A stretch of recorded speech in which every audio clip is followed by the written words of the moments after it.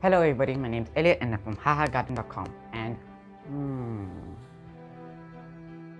hey, I saw a Facebook post about like someone planting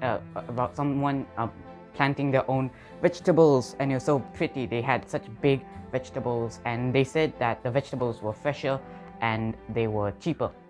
So why don't we try and plant some? Let's go. Wow, this is so cheap. I bought this for $3.50 and there's only 14 in here, while here has a few hundred seeds and it's only $5.50. I'm going to save so much money. Let's go plant. Aw, so cute. It's only been 2 days and they're already starting to germinate. They're so cute. Look at these things. These guys are so cute. Why is it so small? It's been 1 month. And why are they so long and laggy? Like, look at this. So laggy. Why? I don't understand. There's only two big ones. The rest of them died. What happened? Doesn't this all sound familiar to you? Because you'll always see someone who's just like, why is my Choy Sum so small when, you know, I bought like farm-made Choy Sum and they're always so big like this? Because there's a few reasons, but of course you can't apply those reasons to other vegetables. So today we're going to tell you what you need to consider. We aren't going to teach you how to plant Choy Sum or how to plant vegetables in general, because you can't really do that because each vegetable is different. And sure, we can teach you how to plant Choy Sum, but honestly it's easier just to tell you what you need to consider. So first things first, you need to consider what pot you're using. If you're using the Yasai pot, it is very big and can save you some space. Now what I mean by that is you can plant, if I take this paper over here, the manufacturer says that you can plant 16 Choy Sums. So we did the calculations and yeah, you can plant 16 Choy Sums. Now the reason why you don't want to use any of these other pots over here, hold on, I'm waiting for the cameraman to catch up. Just in case, now the reason why you don't want to use these is because this one you can only plant 3 Choy Sums. Right here, you can only plant 3, and then this one you can only plant like 4 or 5. I should probably slow down so that you guys can see, but yeah, only like 4 or 5. So in order to get the 16 Choy Sums like this one can provide, you will need to buy like 5 or 6 trays of this, and this one I'm not sure and I'm not going to do the math because this isn't about math. So yeah, so you need to consider which tray, because it may not save you money, but it will definitely save you space that you can use to grow more Choy Sums or other vegetables. Second is watering, because you know some plants need more water, some vegetables need more water, some need less water. So you need to keep in mind that each vegetable needs a different amount of water. Now is for sunlight. For the Choy Sums, the more sunlight, the bigger they are, which is why the farm grown Choy Sums are always bigger than, well, not always, but like sometimes bigger, most of the time bigger than the homegrown ones, is because the homegrown ones are from beginners and they're like, why is it so small? It's because they aren't giving the Choy Sums enough sunlight. So the more sunlight you give it, the bigger it can be. Now of course, farmers' Choy Sum will be more consistently big, while homegrown will not be consistent. Well, not will, but it will mostly not be consistent. Some will be small, some will be big. So here is homegrown versus farm grown. Now you can easily see a difference. Our one is a lot more. That's because our ones, a lot of them were small. So we just decided to take everything, because if we plucked only the big ones, it would not be enough to like feed like everyone in my family. And that's also another thing. You need to plant enough for your entire family. So if you have like a family of 4, family of 5, family of 1, etc., you need to measure. So for in my opinion, the way you like measure is like basically buy 1 packet of this and just see like how much is that enough, and if that's not enough, then buy 2 and then measure.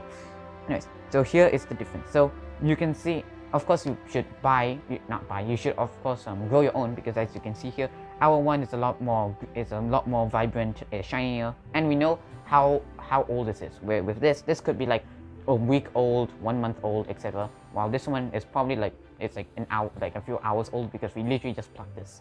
So of course, like I said, some are very small, like this guy.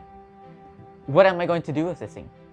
I could feed this to a hamster and he would not even be full. No, I could feed this to a hamster and he wouldn't be full. So, you know, that's why, yeah, like I said, that's why we picked out all 30 and not like just pick out the big ones, because we have these things. And of course, our big ones are not as big as, you know, the store-bought. You can see the difference. But like I said, this is more fresher and this one is less fresher but still fresh. So, huzzah! Hooray! Now, things are falling. Now, okay, so the difference between these two parts is that both of them are supposed to grow different vegetables. This one can grow Choy Sum and other vegetables like Choy Sum, where this one is meant to plant like broccoli, cabbage, etc.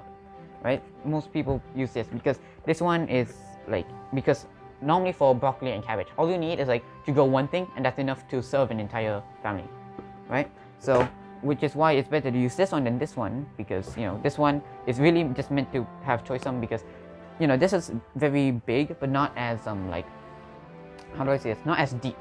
And so that's the difference between this part and this part. This part is meant for Choy Sum and other Choy Sum like vegetables, while this one is meant for like cabbage, broccoli, similar stuff, right?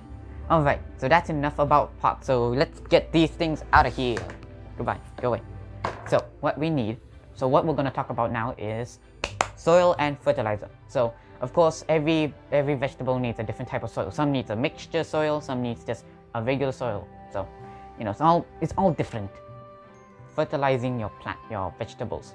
So of course, each vegetable needs a different needs to be fertilized a different amount of time. So some needs once a week, some needs twice a month, some needs like 4 times a year. So each thing is different. Now, time to talk about pests.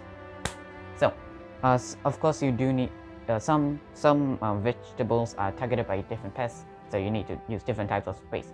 So it's one thing I need to share with you guys, and that is recycling your soil. Now, okay, so if you want to recycle your soil, because soil can be expensive, what you need to do is either you can sterilize it or you can solarization it. So yeah, you know, because there might be pests in the soil. Now, after that, you should probably add some organic matter like compost, humus. You need to add compost, humus, and other organic matter. So, hooray!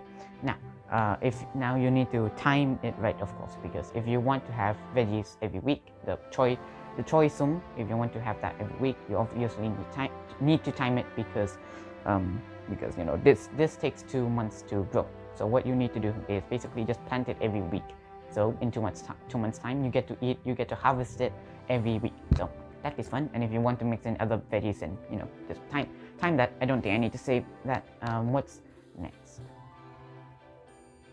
Oh yeah, I forgot to mention that this can be a very fun activity for young ones like me, right? Because now for me, I mean, I like veggies, but I would like veggies a lot more if I get to grow them, because not only do I get to see them grow, I also know that these things are fresh and, you know, they're tasty.